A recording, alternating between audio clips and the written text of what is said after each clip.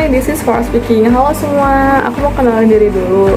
Perkenalkan, nama aku Farah Giban Syadira dengan NIM C240131002. Nah, di sini aku mau ngapain sih? Di sini untuk mata kuliah biologi molekular, aku mau ngejelasin tentang PCR. Nah, PCR itu singkatan dari apa ya? PCR itu singkatan dari Polymerase Chain Reaction atau bisa juga PCR. Nah, PCR ini merupakan metode amplifikasi asam nukleat yang pertama kali ditemukan oleh Camulis pada tahun 1983. Saat ini, PCR merupakan teknik pilihan untuk aplikasi di bidang kedokteran.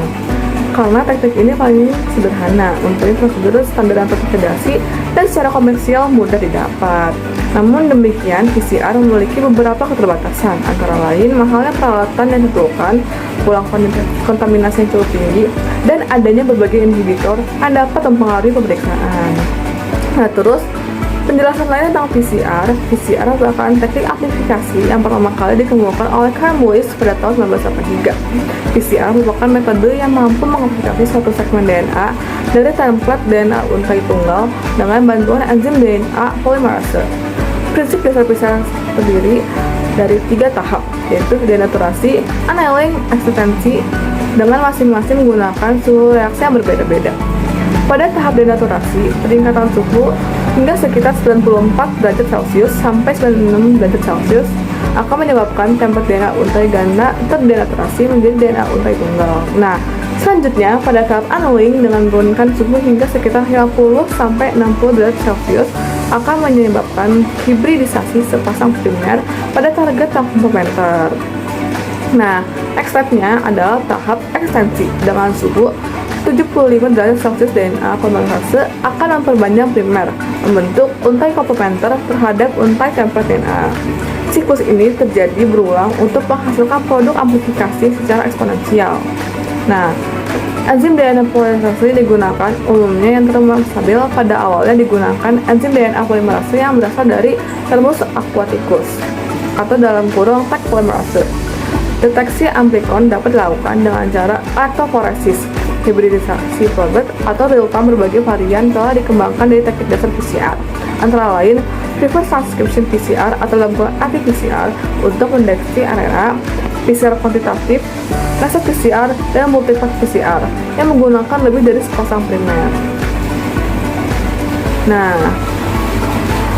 metode RT-PCR dipakai untuk mendeteksi target berupa RNA, di mana RNA target akan terlebih dahulu dikonversi menjadi DNA komplementer sebelum dilanjutkan dengan teknik PCR. Sedangkan teknik real-time PCR adalah teknik PCR yang mengintegrasikan probe yang memancarkan sinyal setiap aja siklus, sehingga DNA produk bisa dideteksi real-time, tidak perlu menunggu seluruh siklus selesai.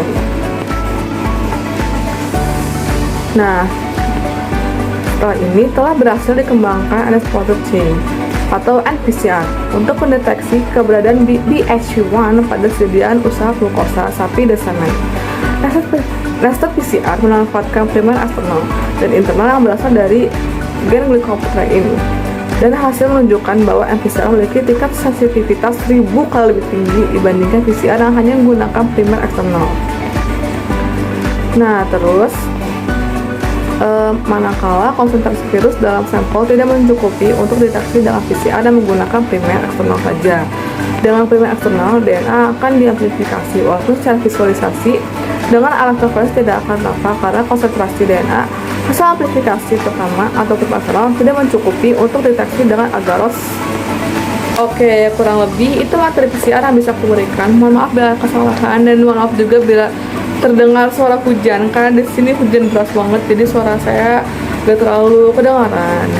Jadi kalau begitu aja, terima kasih sudah mendengarkan. Maaf bila kesalahan. Dadah.